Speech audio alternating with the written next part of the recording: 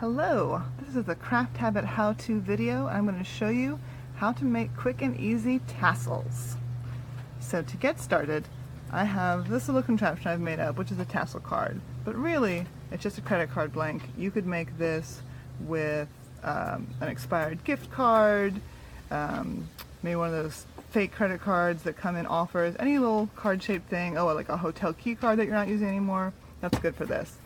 So all I did with this is I've made some instructions to wrap long strands around and short strand across, and I've made a couple little cuts here and here at the top, and I'll show you what we do with those. So I'm going to make a tassel. I'm going to make one out of this butcher twine, and I'm going to use this turquoise yarn to tie it up. You can use the same material to tie it up. I just like the contrast on it. So I'm going to I've cut myself 2 strands of this yarn. They're each about a foot long. I like to work with that, and then I'm going to lay this first short strand across the top here. I'm going to kind of hook it into those things. That's just going to hold that in place while I do everything else. So next, I've got my butcher's twine. I'm going to start wrapping this. I'm going to leave the cut end there, and I'm just going to start wrapping this around and around. With this stuff, I'll probably go about 50 times, but with different materials, you'll want to do different amounts. Basically, the thicker your material is, the less you need. So a yarn, if you made a yarn tassel, it wouldn't need 50 rows around. Later, we're going to make one of these with thread, and it'll use a lot more. So you're just going to wrap and wrap and wrap, and I will skip making you watch that part. Okay, so I've wrapped it 50 times, and I'm going to end it down here at the bottom where I started the first loose thread, and just clip that off. Now, the next step is to tie the top together so your tassel won't fall apart. You can unhook your tying string there, and with this on the card, it's nice if you can just kind of hang it. And then I'm going to do a square knot, pull that once, and get it as nice and tight as we can, and pull those threads together. Then we'll do that same thing again. Nice and tight. Now that's knotted. So the next step is to slide all of this off the card. So now we've got a bunch of loops tied together at the top. I'm going to put my scissors in there and just snip them. Make sure I get them all. Now what I like to do at this stage is to fold these extra strands down, and then I'm going to take this where the knot is, I'm going to fold it over so that knot's on the inside. On the top we just have this one nice strand.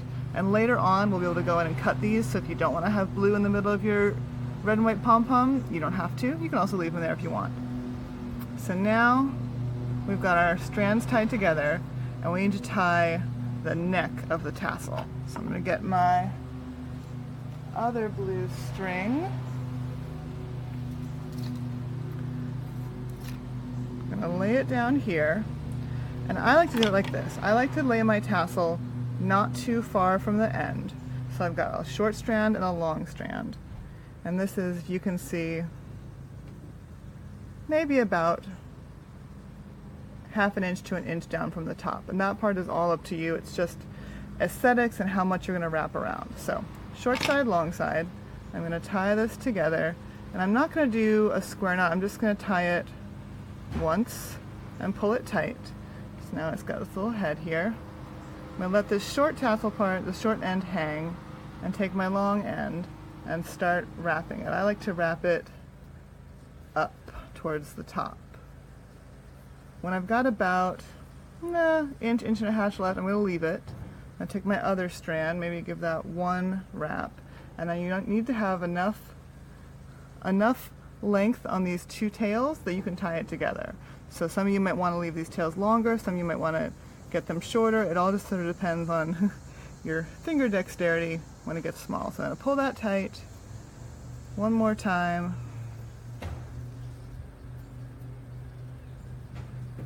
And now that knot is nice and secure. I'm going to go in and snip my threads.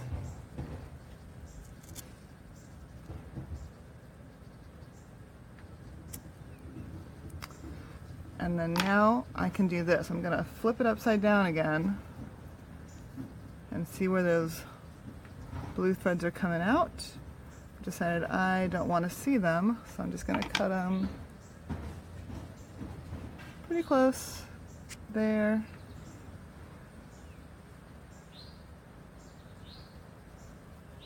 And there.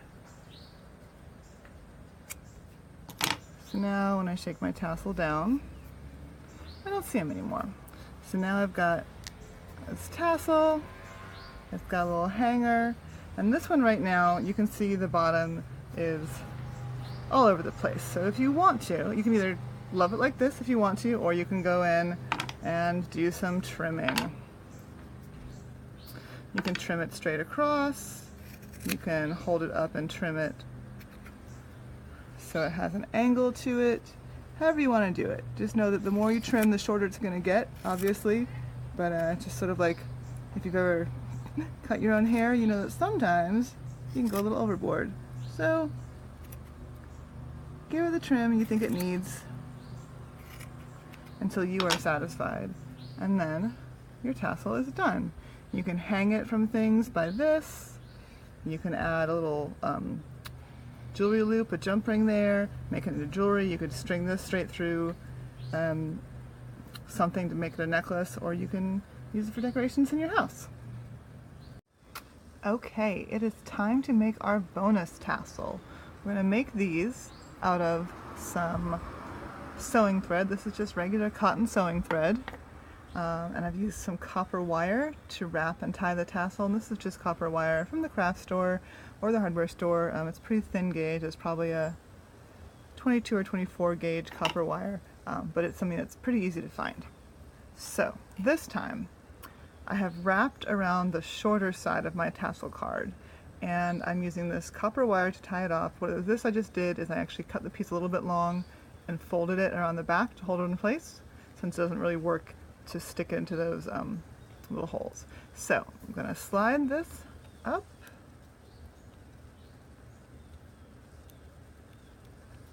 and sort of pull this so it's holding on, but I have found that it is easier to do this part on the threaded ones if it's off the tassel card. So I'm gonna bend my tassel card a little bit so that I can pull this off the card more easily. When you are wrapping a smaller thread, it's easy to get it pretty tight and it can be hard to pull it just like it is.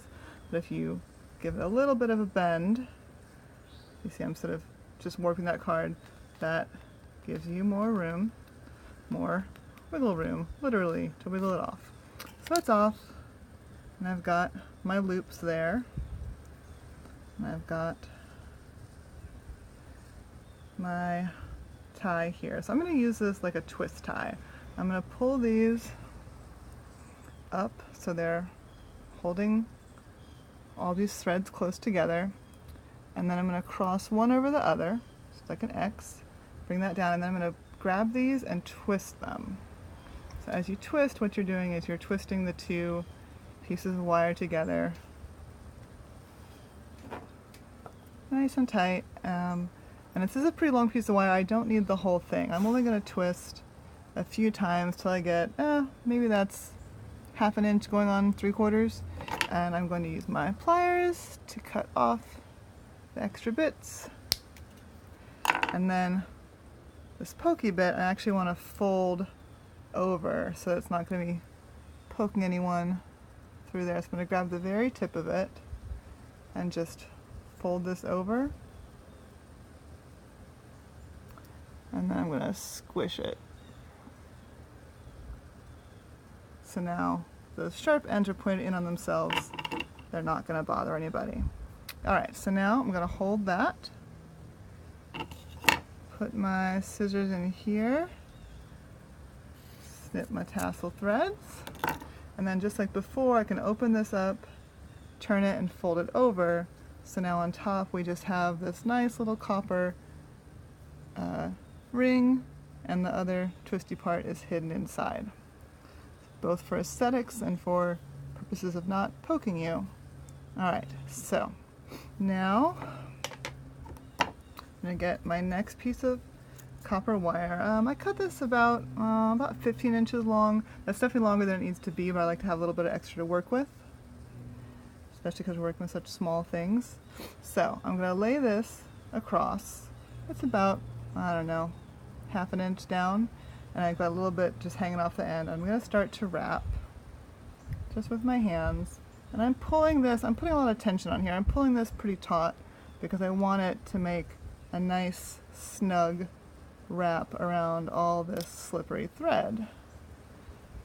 So you only need a few to hold it steady, but you can do as many as you want if you want to have more copper. Oops. Let's get that camera back in place. There we go. So I'm going to keep wrapping a little bit farther down just to give it a bigger collar here.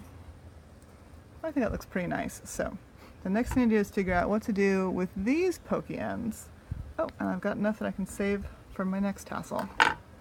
So with these pokey ends, what I'm going to do, fold that all the way around, and then with my pliers, let's see, where did the end go? So we can just kind of see that tiny pokey end right there. With my pliers, I'm just going to squish that, and it's going to wiggle in between all these coils of copper so that loose end won't be poking out anymore. Just takes a little bit of finesse. Sorry, I'm having trouble. There we go. Where's the focus spot? There, there. Okay. So just squishing that down. So now that is stuck between there. I'm going to take the next one, wrap that around too, give that little pokey end a squish down until it sort of lays under the coils. There we go. Alright, so feeling it. I don't feel any egregious pokey ends poking out.